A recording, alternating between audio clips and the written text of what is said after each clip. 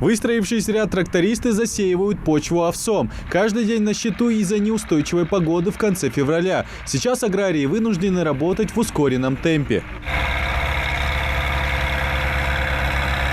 10 тракторов максимально охватывают посевную площадь ГУПа «Дружбы», а это 175 гектаров. В одной из групп трудится Магомед Умаров. Он своего рода машинист локомотива, все остальные за ним. Такая тактика посева используется, чтобы не перепутать засеянную почву и повторно не пройтись по ней.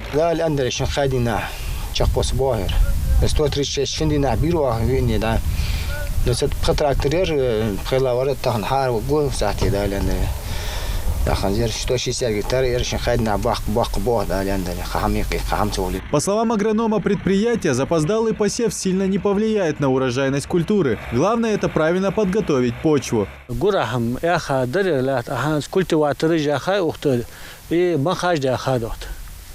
Барановали, культивировали землю.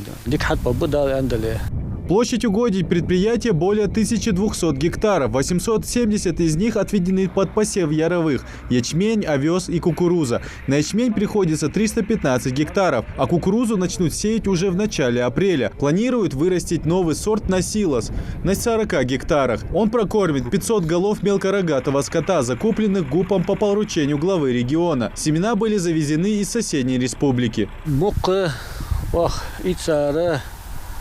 66 тонн на яровой мук 66 тонн.